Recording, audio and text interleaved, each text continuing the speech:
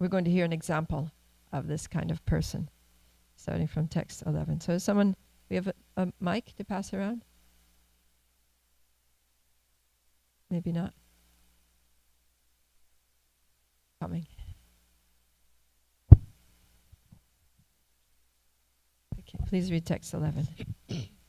As a historical example of this, learned sages recite the story of an ancient discussion between Prahlad Maharaj and great saintly person who was feeding himself like a python.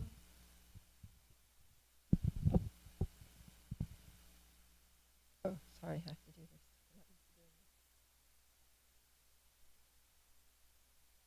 this. Thank you, Mataji. Prahlad Maharaj, the most dear servitor of the Supreme Personality of Godhead, once went out touring the universe with some of his confidential associates just to study the nature of saintly persons. Thus he arrived at the bank of Kaveri, where there was a mountain known as Saya.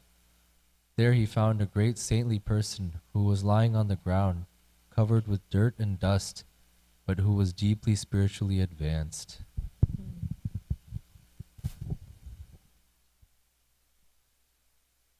Neither by that saintly person's activities, by his bodily features, by his words, nor by the symptoms of his varnashrama status could people understand whether he was the same person they had known. So just pause there a second. I wanted to comment on this. We're seeing that this saintly person who's lying there on the ground, like the Python man, as he's called, no one could understand his background or the person that he used to be before he took that position. And so, Prabhupada comments in the purport that when a person becomes a devotee, they basically are a different person. And if you didn't know them before they were a devotee, you wouldn't be able to understand who they were before they became a devotee, what kind of person they were. Because the process of devotional service is so deeply transformative. It changes the heart, changes the character, changes the activities, changes the qualities. So, And in fact, we shouldn't even try to know the past of a devotee, and what to speak of judge them for their past. So that's a very important thing, that it's actually an offense to a Vaishnava to judge them or criticize them based on their past, the family that they were born in, the life that they lived before coming to Krishna consciousness. So we have to be careful about that. Okay, text 15.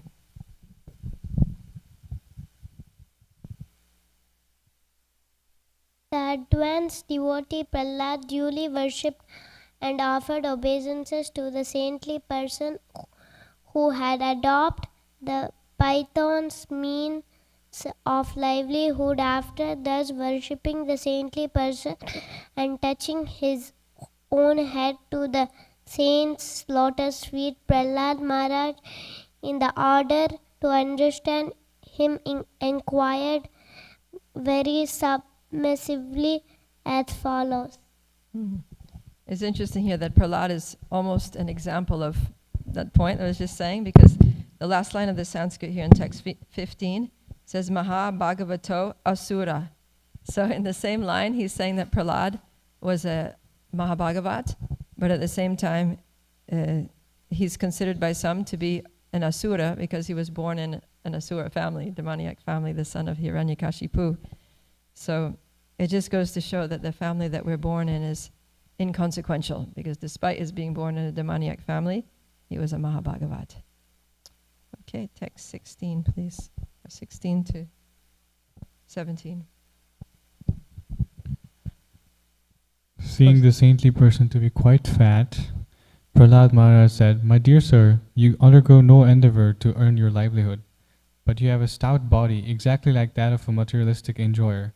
I know that if one is very rich and has nothing to do, he becomes extremely fat by eating and sleeping and performing no work." 18. O Brahmana, fully in knowledge of transcendence, you have nothing to do, and therefore you are lying down. It is also understood that you have no money for sense enjoyment. How then has your body become so fat under the circumstances? If you do not consider my question imprudent, kindly explain how this has happened. So we'll pause there. So this is it's kind of interesting because, well, Prahlad is surprised because generally if you don't work, you don't have income, so you don't have a lot of, money to buy food, or if you live in the forest, then you might not need to work, but at least you need to go out and, pick berries and pick fruits or, do things, get roots and things to eat. But he's just lying there. So Prahlad's very surprised that you don't do anything to earn a living. You don't even go out to collect, nuts and berries and things from the forest. And yet you're looking very well fed. You're somewhat overweight. So yeah, it just reminds me one time my father was talking to me and he said, you travel more than anybody I know. You're always, getting a flight here, there, traveling all over the world. And, you've never had a job in your life, a real job. What do you do? So, yeah, anyways, it's very inconceivable for materialistic people that are just really locked into that concept that, education and job and income and, financial stability, that you can survive very nicely just by serving Krishna. So, yeah. Okay, text 19. Your honor appears learned, expert, and intelligent in every way. You can speak very well, saying things that are pleasing to the heart. You see that people in general are engaged in fruitive activities, yet you are lying here inactive. Yeah, so he's saying you appear to be very intelligent and competent, so why don't you do something, right? Like if we sometimes think that they see someone who's like, is very intelligent, they could do so many things, but they're not doing anything. We just see it as a waste of human potential. And people who don't understand the value of Krishna consciousness, they think devotees aren't doing anything. Like many times when I was doing book distribution, people would say, oh, why don't you just get a job or do something practical? You're just wasting your life, not doing anything. So they don't value, or coming to the temple, hearing a class, chanting, spending 2 hours chanting Hare Krishna all day. To materialistic people, you're doing absolutely nothing. You're just wasting your life. Get a job, do something useful. So, yeah, Prahlad is showing that mentality. Okay, text 20. Narad Muni continued, when the saintly person was thus questioned by Prahlad Maharaj, the king of Daityas, he was captivated by his shower of nectarian words, and he replied to the inquisitiveness of Prahlad Maharaj with a smiling face. It's kind of surprising that this Python man is smiling, because you wouldn't think that someone asking you, you don't do anything, why are you so fat? would be pleasing, right? If somebody comes up to you and you're just like, hey, why are you so fat? You're just lying here all day. What's that? Oh yeah, if you ask somebody that in America, that would be extremely rude. So, but Prahlad asked this question so sweetly that the saintly person was actually pleased. So that's the art of speaking that Krishna says in the Bhagavad Gita. I think it's chapter 17, around text 15. He talks about austerity of speech. And he says, Satyam Priyam Hitam, that the word should be truthful, Satyam. Priyam means pleasing, and Hitam means beneficial. So Prahlad was saying the truth because, yeah, it was just facts. He was lying there and he was fat and he wasn't doing anything.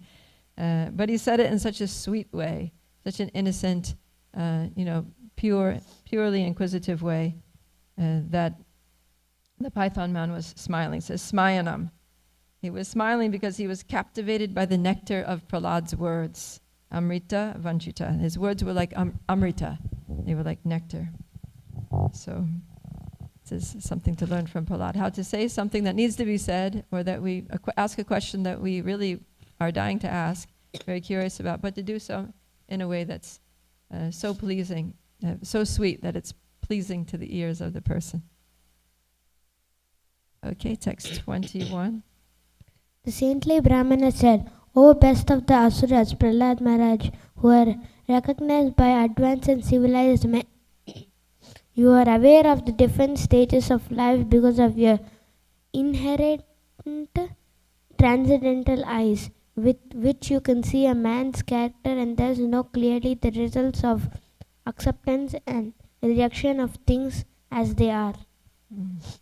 So Srila Prabhupada is saying that Prahlad Maharaj was such an advanced devotee that he had this ability to be able to kind of read somebody's character. You can just see them, and just by looking at them, their physiognomy, their demeanor, you can see the personality, what kind of person they are. So he was able to see that this Python man was a great soul, even though someone might think, someone with less perception, less ability to perceive people's character might just think he's some useless, homeless person lying there, some vagabond, but Prahlad could see that he was a great saint. Okay, text 22. Oh, sorry. Thank you. Narayana, the Supreme Personality of Godhead, who is full of all opulences, is predominant within the core of your heart because of your being a pure devotee. He always drives away all the darkness of ignorance, as the sun drives away the darkness of the universe. Actually, Srila Prabhupada had that ability. His disciples would say that when they were sitting in front of Srila Prabhupada, they felt like he was seeing their soul. He just felt totally exposed, like they couldn't hide anything from him because he had that transcendental vision. So yeah, Prahlad is seeing that he's seeing right straight to his heart and seeing that the Lord is actually situated very strongly there, and therefore his heart is pure and illuminated with knowledge. It's 23. My dear King, although you know everything, you have posed some questions which I shall try to answer according to what I have learned by hearing from authorities. I cannot remain silent in this regard, for a personality like you is just fit to be spoken by one who desires self-purification. Yeah, so the saintly person, he's adopted that lifestyle, and he's not, he's basically probably hasn't spoken to a lot of people. And Prabhupada says that if some impudent person comes and asks you a question, then you don't really need to answer. You can just say something short and, be a little dismissive, I guess. But if somebody like Prahlad is, a great personality, and, a senior devotee, an exalted Vaishnava comes and asks you a question, then you have to give them time and give them a proper answer.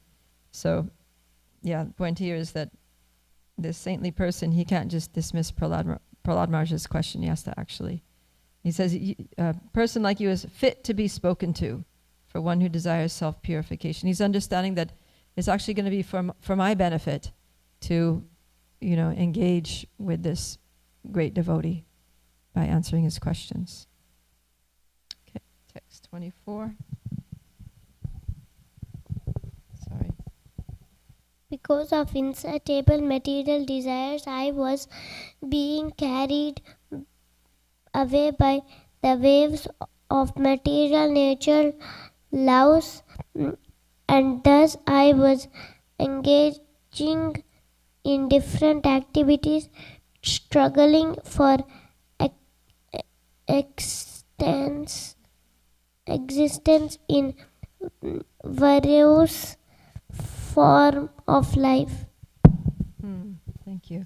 Yeah, I thought this was interesting that he was saying this to Prahlad Maharaj, because back in chapter 9, Prahlad very famously, this is a famous verse, he says something very similar. He says, "My dear Lord, O Supreme Personality of Godhead, because of my association with material desires, one after another, I was gradually falling into a blind well full of snakes, following the general populace." Then he says, "But your servant Narada Muni kindly accepted me as his disciple and instructed me how to achieve this transcendental position. Therefore, my first duty is to serve him. How could I leave his service?"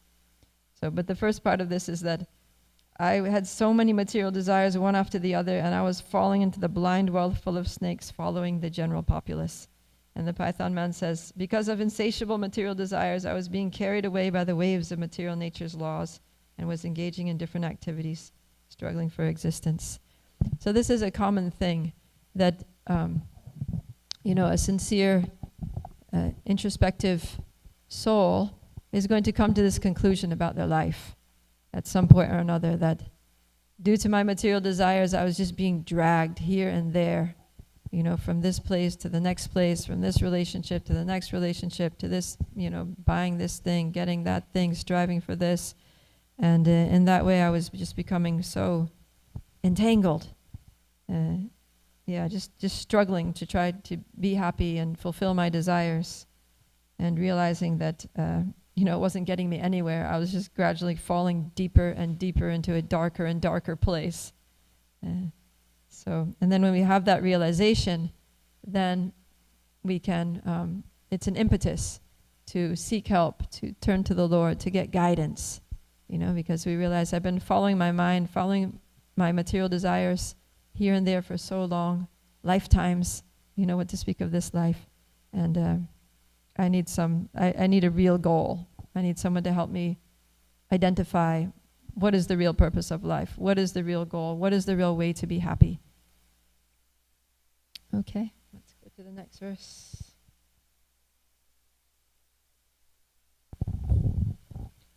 In the course of evolutionary process, which is caused by fruitive activities due to undesirable material sense gratification, I have received this human form of life, which can lead to heavenly planets, to liberation, to the lure of species, or to rebirth among human beings.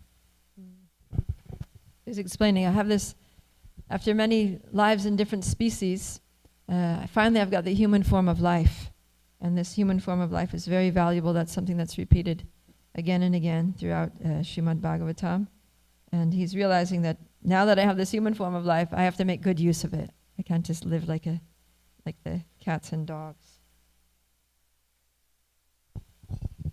Text 26. In this human form of life, men and women unite for the sensual pleasure of sex, but by actual experience, we have observed that none of them are happy. Therefore, seeing the contrary results, I have stopped taking part in materialistic activities. Amen. Actually, don't read this one yet. We'll do the Sanskrit for this.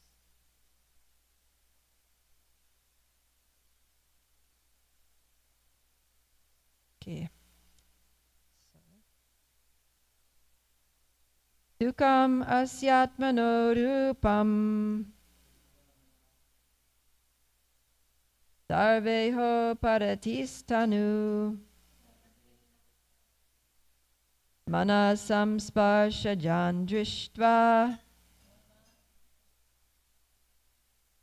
bhogan swapsyami samvisham. Dukam asyatmano rupam sarveho paratistanu manasam sparshajan drishtva bhogan swapsyami samvishan. Please chat. Dukam asyatmano rupam sarveho paratistanu manasam sparshajan drishtva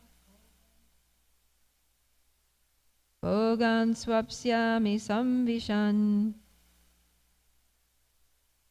Dukam asyatmano rupam sarveho paratistanu manasam sparshajan drishtva bhogan swapsyami samvishan. Dukam asyatmano rupam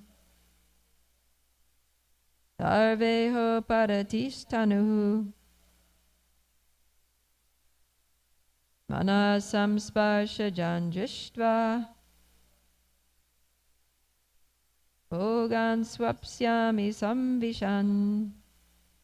I will do the word for word. Okay, we'll do this together. Sukham, happiness. Asya, of him. Atmana, of the living entity. Rupam, the natural position. Sarva, all. Iha, material activities. Uparati, completely stopping. Tanuhu, the medium of its manifestation. Manasam sparshajan, produced from demands for sense gratification. Drishtva, after seeing. Bhogan, sense enjoyment. Swapsyami, I am sitting silently, thinking deeply about these material activities. Samvishan, entering into such activities. So, translation and purport by His Divine Grace A.C. Bhaktivedanta Swami Srila Prabhupada Ki Jai. The actual form of life for the living entities is one of spiritual happiness, which is real happiness. This happiness can be achieved only when one stops all materialistic activities. Material sense enjoyment is simply imagination. Therefore, considering this subject matter, I have ceased from all material activities and am lying down here. Purport. The difference between the philosophy of the Mayavadis and that of the Vaishnavas is explained herein. Both the Mayavadis and Vaishnavas know that in materialistic activities there is no happiness.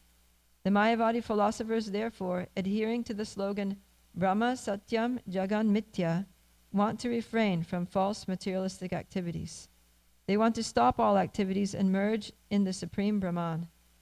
According to Vaishnava philosophy, however, if one simply ceases from materialistic activity, one cannot remain inactive for very long, and therefore everyone should engage himself in spiritual activities, which will solve the problem of suffering in this material world. It is said, therefore, that although the Mayavadi philosophers strive to refrain from materialistic activities and merge in Brahman, and although they may actually merge in the Brahman existence, for want of activity they fall down again into materialistic activity. Aruhya kritrena parampadam tata patantyadha. Thus the so-called renouncer, unable to remain in meditation upon Brahman, returns to materialistic activities by opening hospitals and schools and so on. Therefore, simply cultivating knowledge that materialistic activities cannot give one happiness, and that one should consequently cease from such activities, is insufficient. One should cease from materialistic activities and take up spiritual activities. Then the solution to the problem will be achieved. Spiritual activities are activities performed according to the order of Krishna. Anukulyena Krishnanu Shilanam. If one does whatever Krishna says, his activities are not material. For example, when Arjuna fought in response to the order of Krishna, his activities were not material. Fighting for sense gratification is a materialistic activity, but fighting by the order of Krishna is spiritual. By spiritual activities, one becomes eligible to go back home, back to Godhead, and then enjoy blissful life eternally. Here in the material world, everything is but a mental concoction that will never give us real happiness. The practical solution, therefore, is to cease from materialistic activities and engage in spiritual activities.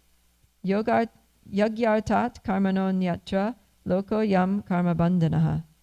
If one works for the sake of pleasing the Supreme Lord Yagya or Vishnu, one is in liberated life. If one fails to do so, however, he remains in a life of bondage. Srila Prabhupada Ki Jai. Sorry? I think I'm done. I just gave up on that thing. But thank you for the offer, though. Yeah. So we'll speak about this verse. I'll just read the translation again. The actual form of life for the living entities is one of spiritual happiness, which is real happiness. This happiness can be achieved only when one stops all materialistic activities. Material sense enjoyment is simply imagination. Therefore, considering this subject matter, I have ceased from all material activities and am lying down here. So, yeah, in the Sanskrit it says, Sukham asyatmano rupam. So Sukham means happiness, and rupam means it means form. Prabhupada translates it the natural position. So the natural position for all living entities. Our very form is happiness, right? Our nature is Sat Chit Ananda. So we are eternal beings, we are full of knowledge, and we're also full of Ananda, which means happiness. That's our nature.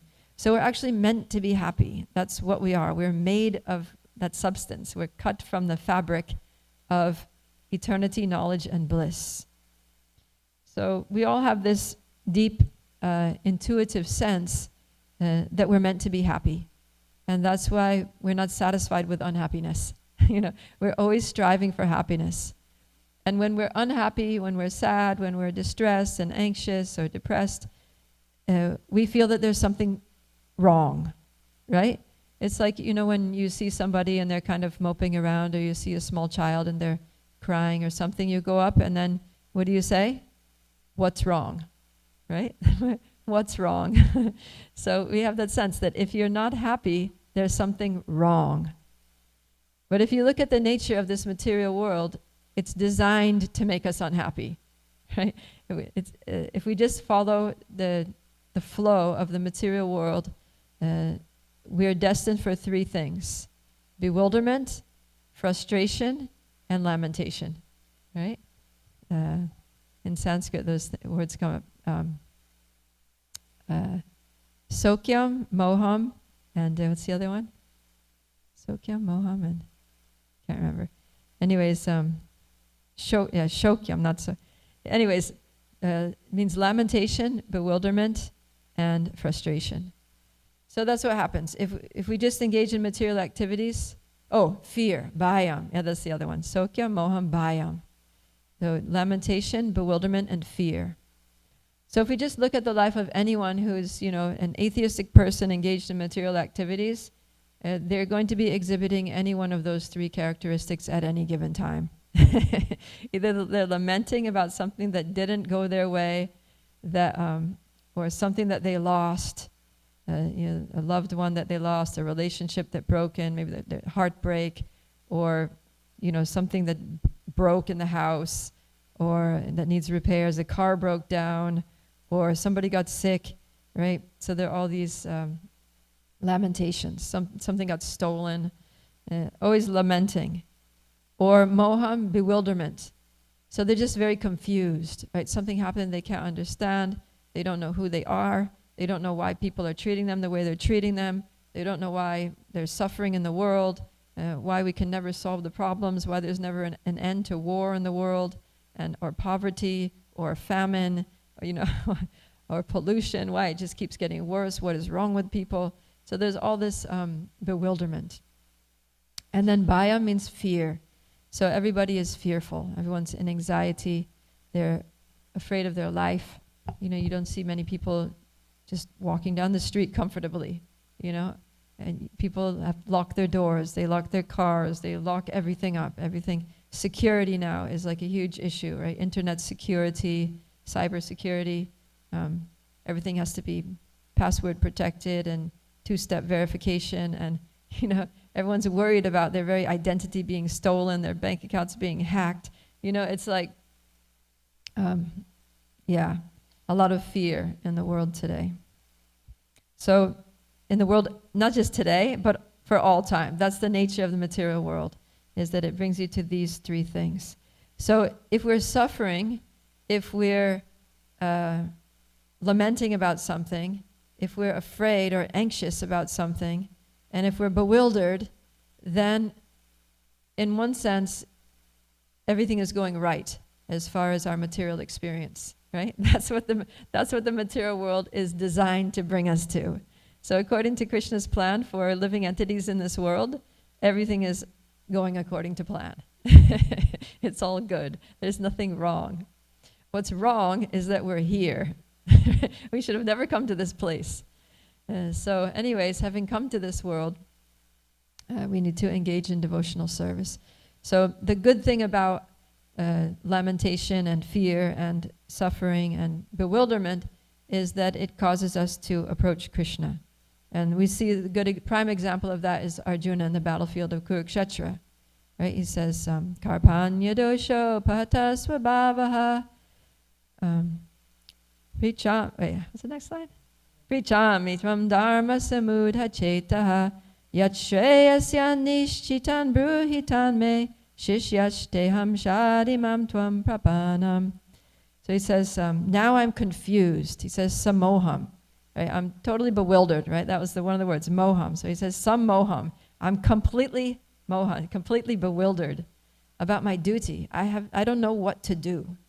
And now I'm confused about my duty. I've lost all composure because of miserly weakness. In this condition, I'm asking you to tell me for certain what is best for me. So that's what all this lamentation, illusion, bewilderment, and fear is meant to bring us to, is approaching a spiritual master, right? Approaching someone who is tattvadarshina, who actually can see the truth. Because we can't see the truth. All we can see is a lot of complexity, perplexity in the world. And we're bewildered by it. So we have to approach someone who's seen the truth and get them to point out what we need to do, right? Like he says, Shishya, Prichami tvam dharma samudich Shishyashteham shadinam tvam prapanam. He says, now I'm approaching you. And later Arjuna says, please tell me one thing. You know, this world is very confusing. I just want to know one thing. Just give me one direction that I can follow with confidence, with clarity, and achieve the perfection of life. And so Krishna says that in the end, right? He says, Sarva dharmam parityajya mamekam sharanam raja aham tvam sarva papebhyo mokshayishyami ma shuchaha. He says, yeah, you're confused because you're thinking about so many other things, right? You're bahushaka tanantascha. Unlimited, your intelligence is going in unlimited different directions. It's many branched. And therefore, you're confused about what to do. You're distracted by so many other lesser considerations, lesser values and priorities, and you're missing the point. But if you want to come to the point, the goal, there's only one thing, right? Vyavasayatmika buddhir eke hakuranandana. There's one thing. And when we know the one goal of life, then we can just focus. Then our intelligence can be single-pointed. When we take counsel from materialistic people, then we end up thinking that there are many things that we need to do. We need to fulfill this obligation, fulfill that duty, study this, work at this, work on this. There's this project and that initiative and this responsibility and this duty and this debt that we need to pay and so many things that we need to do.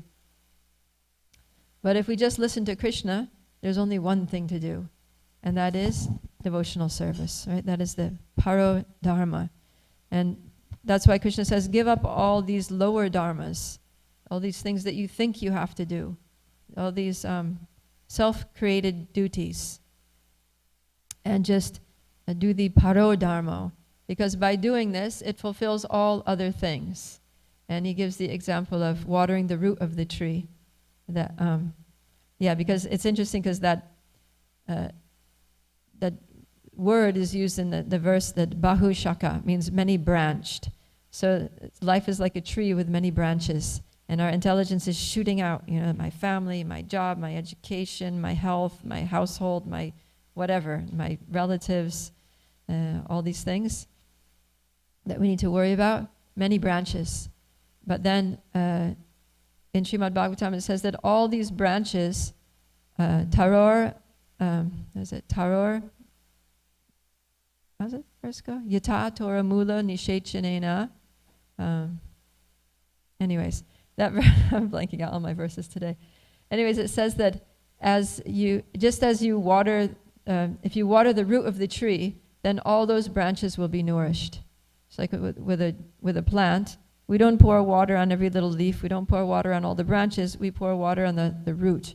And when the root absorbs the water, it goes up into the trunk and into the branches and to the twigs and to the leaves, and all parts of the plant get water. So in the same way, the root of our existence is Krishna, right? The source of everything is Krishna. We come from Krishna. We are, in one sense, non-different from Krishna because we're his parts and parcels. We're his tiny little parts and parcels. So if we make Krishna happy, then we're going to be happy. And not only are we going to be happy, but everyone is going to be happy. So Prabhupada said it's devotional service is like the one switch that lights up everything everywhere. It's the one switch. And so just by pouring water in one place, by putting our energy, our work, our intelligence, our speech, our everything, activities in one place, that is into the devotional service of Krishna, with the goal of pleasing Krishna, then everything else is going to fall into the place. Everything is going to be done, right? Just like, Krishna says that all the purposes of different small reservoirs of water can be served by a great reservoir of water. So if you have little puddles, you can use that water in a puddle for something. But if you have like a huge lake, then you don't need the puddles. You don't need to worry about these little puddles. So if we just serve Krishna, then everything is taken care of. All debts are paid. All dharmas are done. All duties are done. So very simple. And that's what brings the real happiness. That's what Prabhupada is saying here in this purport. That real happiness comes from serving Krishna, from spiritual activities. So, but to be fully absorbed in spiritual activities means we need to stop material activities. So the Python man is a good example of that. He stopped all his material activities, and now he's just lying there.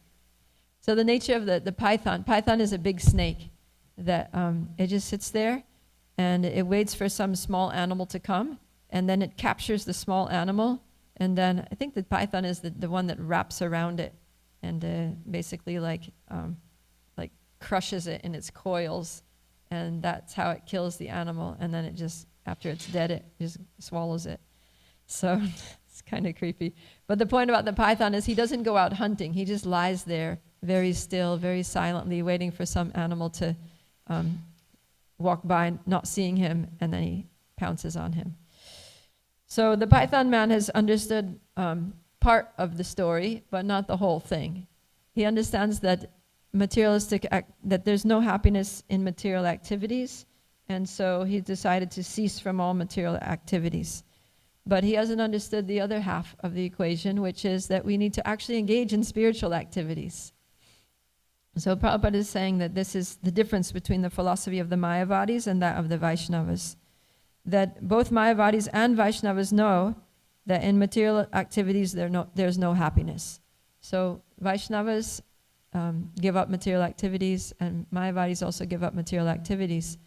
But Vaishnavas know that everything can be used in the service of Krishna. So our giving up is not rejecting everything in this world. It's not lying down and doing nothing like the Python man, but it's engaging in so many activities in Krishna's service, doing spiritual activities and using everything in this world in Krishna's service. And that's real renunciation, according to Rupa Goswami. Says, Anasaktasya vishayan yatarham upayunjataha nirbandha Krishna sambandhe yuktam vairagyam uchyate. He says, when one is not attached to anything, but at the same time accepts everything and uses everything in the service of Krishna, then that's real renunciation. Because there's no sense of possessiveness. The person, devotee is not thinking this is mine. Devotee knows that everything belongs to Krishna and everything can be used in the service of Krishna. So we have this body and we use our bodies in the service of Krishna. We have mind, we have intelligence, we use those in the service of Krishna. We have the power to speak, so we use that in the service of Krishna. Then we have all of the things that we own, right? Our homes, our vehicles, our devices. We use those in the service of Krishna, everything that we have, our money. We have our talents, right? Everyone has specific talents and skills, so we use those in the service of Krishna. And so devotees are very active. What to speak of lying there doing nothing, devotees are engaged like 24/7 in the service of Krishna, right? Even sleeping is a service because you're sleeping only for the sake of recharging your batteries so that you can get up the next morning and be full of energy to serve Krishna, so that you can maintain your health to serve Krishna. So everything is just like one pointed in that direction, serving Krishna, right? We get our education so that we can become competent. We can have, increase our level of competency so that we can serve Krishna more. And maybe you work in the world, but you can, Prabhupada said, dovetail. You can connect that, your career to Krishna, or give some portion of your income to Krishna's service. And that way everything just becomes connected to Krishna and becomes spiritualized. So, yeah, Vaishnavas, that's the secret of Bhakti Yoga. Krishna calls it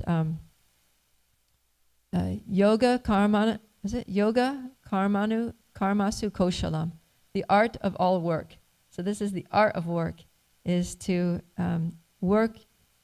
make our work a kind of yoga.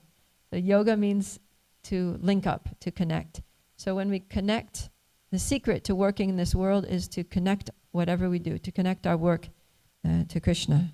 Right? Like Krishna says, Yad karoshi yadasnashi yajjahosi dadasi yat yat tapasyasi konteya tat karusva mad arpanam. Whatever you do, whatever you eat, whatever you offer or give away, whatever charity you perform, whatever austerity you perform, do that as an offering to me. And in that way, we can remain free from bondage. And like Prabhupada says here in the purport, that by giving up material activities and engaging only in spiritual activities, or in other words, by spiritualizing our activities, by connecting them to Krishna, then one can go back home, back to Godhead. And he gives the example also of Arjuna fighting. Fighting for sense gratification is a materialistic activity, but fighting by the order of Krishna is spiritual. By spiritual activities, one becomes eligible to go back home, back to Godhead, and enjoy blissful life eternally. So that's what we want to do. We just want to do everything for Krishna, right? Cooking food for our sense gratification, for our enjoyment, to satisfy our tongues and bellies, is material activity. But when we cook nice, vegetarian food that's offerable to Krishna, no meat, fish, or eggs, no onions or garlic, and we cook, in a very clean kitchen, and we offer those preparations with devotion to Krishna, then that activity is spiritual. And the food also becomes spiritualized and purified to the extent that it purifies us and spiritualizes our bodies and minds when we eat it. So this is just one of unlimited examples of how any ordinary activity can be spiritualized just by connecting it to Krishna, by making it an offering to Krishna. So how do we make something an offering to Krishna? It's just a question of our consciousness, right? We just need to keep reminding ourselves that whatever we do, I'm doing this for Krishna. When we wake up in the morning, whatever I'm about to do, I'm going to do it for Krishna. I'm going to school for Krishna. I'm going to my job for Krishna. I'm going to the supermarket for Krishna. I'm going to the car mechanic for Krishna, because this is Krishna's car, because I use it in his service, so I need to repair it. So everything that we do, I'm taking my children to school for Krishna, so that they can become educated, so that they can become powerful devotees in the future, right? So, yeah, I'm maintaining my body for Krishna, bathing and dressing and, all these things for Krishna, because I need to show up in this world in a presentable way, in a respectable way, because I'm a devotee of Krishna, right? And keep healthy so we can go on serving Krishna. So it's very unfortunate here with Mayavadis, because not only do they not have a way to spiritualize their activities, but they don't have, they just reject the world as false. They think this Brahman is Satyam, but Jagan is Mityam. It's false. So they just reject the world. And then they just have to go and lie down and do nothing and eat nothing and speak nothing, and because whatever they do is contaminating, because they don't know how to spiritualize it by using it in Krishna's service, because they don't accept Krishna as a person. They don't worship, or really even believe in the personal form of God as the ultimate absolute truth. They just see Brahman. Like they understand that, okay, aham brahmasmi, I'm not this body, I'm a soul, but that we're all basically just souls, and we're all going to merge and become one, and we're all going to become God in that sense. And that there's no variety, there's no activity, we're all just going to be, as souls. So there's no activity. So not only is there nothing to do in this world, but there's nothing to do in this spiritual world. In fact, there's not even a spiritual world, there's just a spiritual energy that just kind of exists and is, radiant and kind of homogeneous, spiritual homogeneousness. Yeah, there's no variety. They don't believe that there's variety, or Prabhupada would say spiritual variegatedness. But we see in descriptions in Srimad Bhagavatam that there's so much variegatedness in the spiritual world, right? There's many different realms. There's different Vaikuntha planets where Lord Vishnu resides along with his servants. And there's, each personality, there's full of people, full of pure devotees in the spiritual world, and each one is an individual with their unique individual personality and their unique ways of loving the Lord and serving the Lord, and the Lord reciprocates them with them also in unique ways just to match their desires to have a relationship with Him. And then, so there's unlimited Vaikuntha planets which are presided over by a slightly different form of Lord Vishnu. And then there's the planet where Krishna lives, which is Goloka Vrindavan, and there Krishna is with his eternal associates, with Mother Yashoda and Nanda Maharaj, and his cowherd boys, and the gopis, headed by Srimati Radharani. And there's so many pastimes are taking place there that you can read about in the Krishna book, just to get a sample of some of the things that go on there. And there are beautiful trees and flowers and rivers and hills like Govardhan, and they're all made of Chintamani, transcendental touchstone that fulfill all desires, and every tree is a wish-fulfilling Kalpavriksha tree, and everything is made out of Chintamani gems, and the cows there are all Surabhi cows that fulfill all desires as well, that can yield any kind of flavor of milk that Krishna wants. And so it's a wonderful place full of different varieties. There are seasons, the seasons pass, and the forest groves manifest different flowers and fruits and new growth according to the seasons for Krishna's pleasure. So all this is going on, but the Mayavadis say no. It's no variety. It's all just one. It's all just Brahman. And we're all going to merge into Brahman. And that's it, finished. So it's kind of not a very inspiring outlook, either for life in this world or life in the spiritual world, although they know that they're souls. So the Vaishnava philosophy is much more advanced and much more attractive because it's centered around the all-attractive Supreme Person, Krishna. So Srila Prabhupada is constantly, whenever he gets the opportunity in his purports, bringing out this, the flaws of Mayavadi philosophy, and how we don't want to go into that, because the thing is, even though they talk about Brahman, that they want to merge into Brahman, they can't even go there because they offend the Lord. And their philosophy is that everything is Brahman, there's no form. So when the Lord appears in this material world, he has to accept a material form like we do, because there's no forms in the spiritual world. Everything is formless. So the Lord is also formless. Krishna is also formless. And so when he comes, he just accepts a material body, which is born, which grows, and which dies. And so they basically offend Krishna by equating him with every other living entity in this world, and denying him the right to have a spiritual form. Have his beautiful. They deny his beautiful spiritual form and qualities and activities and his pastimes, and they just negate it all. So that's very offensive. Imagine if someone comes up to you and is like, yeah, you don't have a body, you don't have a form, you're friends, you don't have all that, and you don't do anything, and you're just, it's like, what? You're just totally like annihilating my existence. So it's a kind of covered atheism, and because of that, then they can't get out of, what they achieve is only repeated birth and death. They stay stuck in the material world with their illusion of spirituality, which is actually Krishna aparad, which is, right?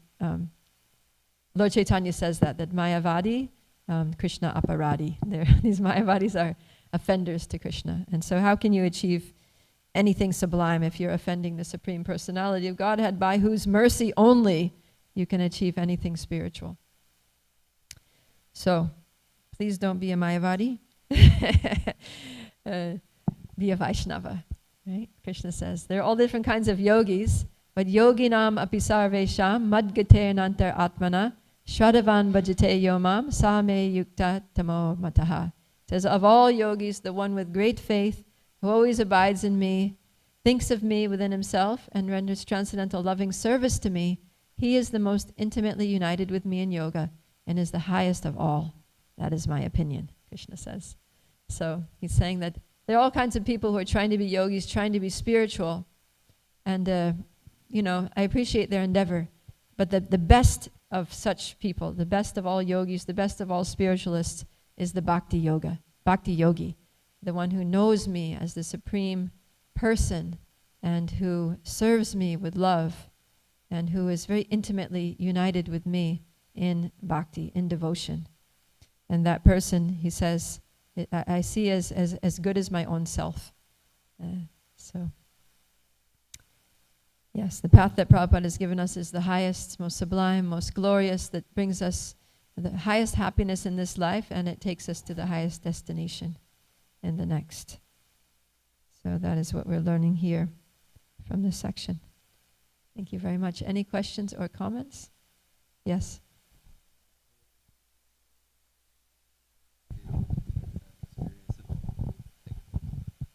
Thank you, Mataji, for the class.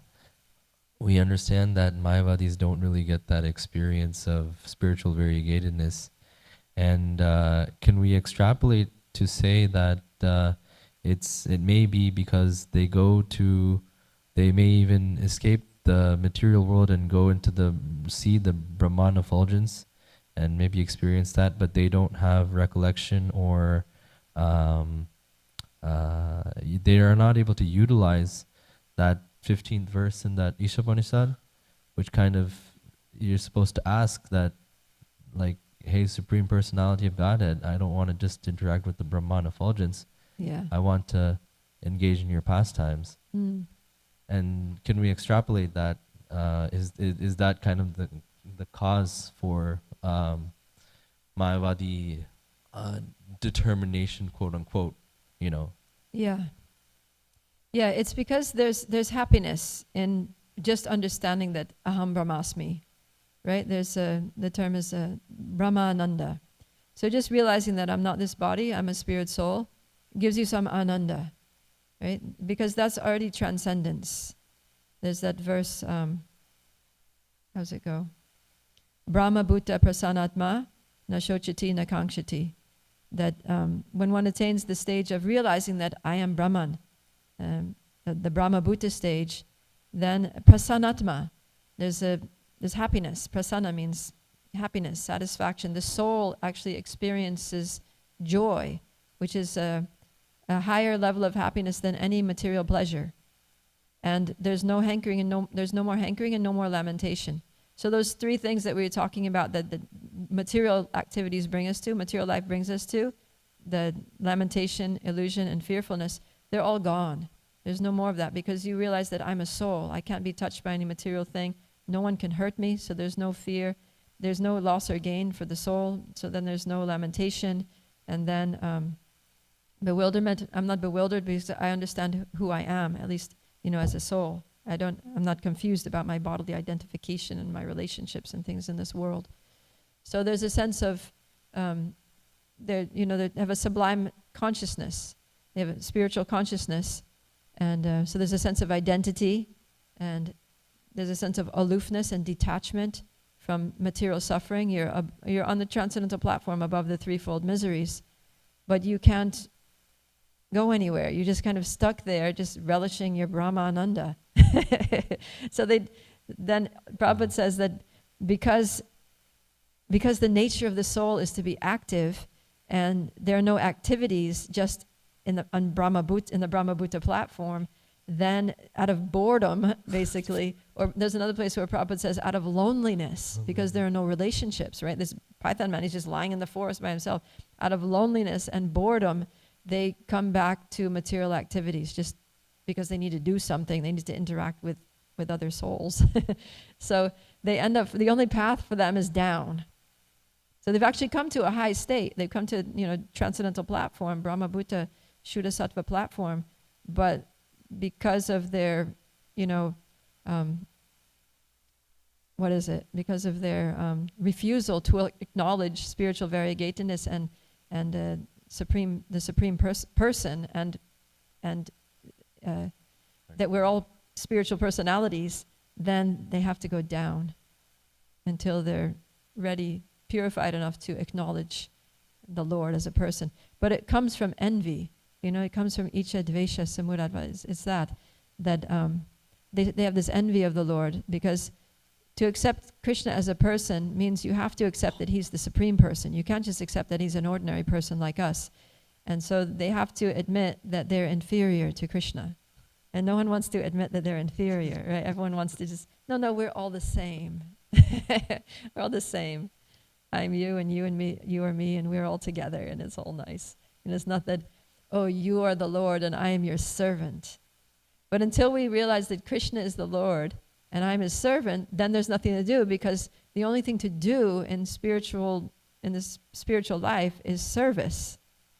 So if we don't realize that we're servants, then we're not going to do service. And if we don't do service, then we can't go back to Godhead. So, yeah, they get stuck because of their envy and their unwillingness to realize their position of inferiority and their identity as servants of the Lord. That's Mataji. Thank you. That did touch upon what I was trying to say. That, yeah, pretty much answered it. I just wanted to add that it's good to recognize that serving Krishna is more pleasurable than being Krishna or being superior to Krishna. It's being serving Krishna. Even Yashoda Mataji or the gopis, even though they sometimes chastise or chase after Krishna, trying to bind him or do things, in the end, they're still serving Krishna. Yeah. And that service is more pleasurable than any type of envy that may come in. And I don't know how that comes in, but yeah, that service is more pleasurable. Yeah, the happiness from serving. Yeah, in Nectar Devotion, Prabhupada talks about 3 kinds of happiness. So the first kind of happiness is happiness from sense enjoyment in this material world. So he says that's compared to that's like a drop of water in the desert, right? If you're in the desert, you have a drop of water in your hand, it's like nothing. How is that going to help you? And it's immediately going to evaporate. So that's the nature of material pleasure. It doesn't really even satisfy your thirst for happiness, and it's gone. It comes and goes. Adyanta vanta konteya, right? So a wise person does not delight in material happiness. And then the second kind of happiness is Brahmananda, is the happiness from realizing that I'm a spirit soul. And he says that happiness is compared to the water in the hoofprint of a calf. So we have the drop of water in the desert, then we have the water in the hoofprint of a calf. So that's some water, maybe you could quench your thirst with that. Maybe it's a cup full of water or half a cup. You can save your life with that water. But it's not enough to really do much with. But he says that the happiness from devotional service is like an unlimited, ever-increasing ocean of transcendental bliss. So, yeah, Prabhupada says that this verse here is saying that the soul is meant for happiness.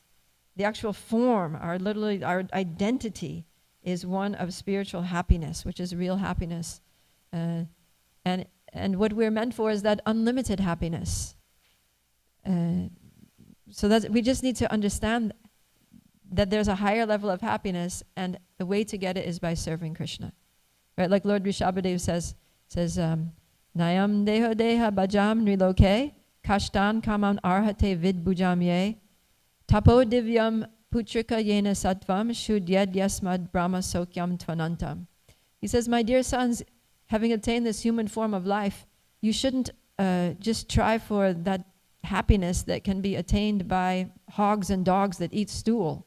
In other words, happiness that comes from eating, sleeping, mating, and defending. That kind of happiness, that's such a low level of happiness. Even dogs and hogs that eat stool, they're getting the same pleasure from eating stool that you get from eating halava. It's just gratification of the tongue, and every species has its food, and they all feel happy eating their food that they like. And, that's just, you're a human being. You're meant for more than this. He says, but you can achieve a happiness which is Brahma Sokyam Tvanantam, which is unlimited. and goes on increasing forever, which is spiritual happiness, totally another different category of happiness. And how to achieve it? Tapo divyam, putrika yena sattvam shuddhyam.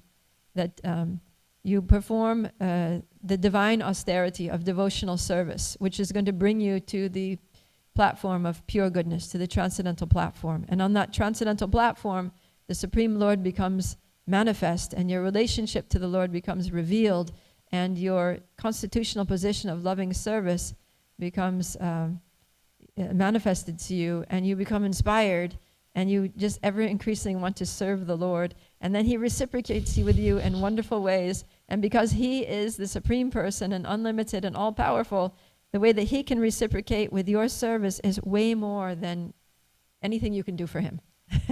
So, you're going to enjoy. And if you think about it, it's like, we're so small. We're so tiny. Whatever good qualities we have are just infinitesimal. So even if we offer the best that we can give to Krishna, it's tiny.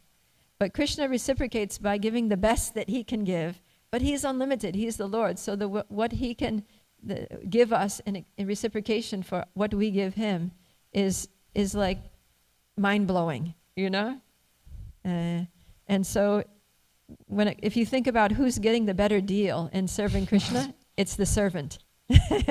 Because we're offering some tiny, insignificant service, and He's offering back, unlimited mercy, unlimited love, unlimited reciprocation.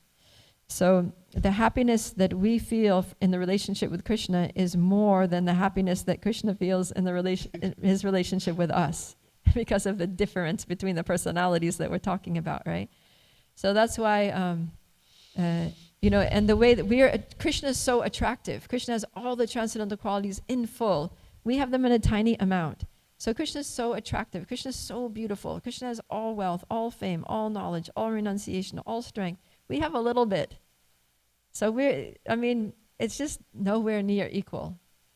It's like we're just fortunate that Krishna is kind enough to agree to have a relationship with us. Whereas Krishna is the ultimate, most desirable person to have a relationship with. We're so fortunate that He just agrees to let us, serve Him and love Him and talk to Him, and that He gives us the time of day even, what to speak of showering us with grace. So that's why Krishna, he actually wants to be a devotee, to experience what it's like to have a relationship with Himself. Because no one compares to Him. So He wants to experience what it feels like to have a relationship with Himself. And so He comes as Lord Chaitanya to experience what it feels like to be attracted by His own beauty, to experience the happiness that the devotee gets from serving Him, to experience the love that devotees feel for Him, because He can't experience that. But even we, little, parts and parcel sparks of souls that we are, we can experience that happiness if we just choose to, right? We're so silly that we're choosing material enjoyment over choosing that happiness. So we just have to keep hearing this and keep making the right choices, just choosing Krishna, choosing service to Krishna, choosing to connect everything to Krishna, choosing to take that moment to be conscious that this is for Krishna. This is not for my enjoyment. This is for Krishna in everything that we do. Thank you. Okay, Mataji. I better stop because I have to go to the airport. But thank you all for your attendance, and thank you for a very good question and discussion. Grantaraj Srimad Bhagavatam ki jai, Srila Prabhupada ki jai, Gaura Premanandi, Hari Hari Bo.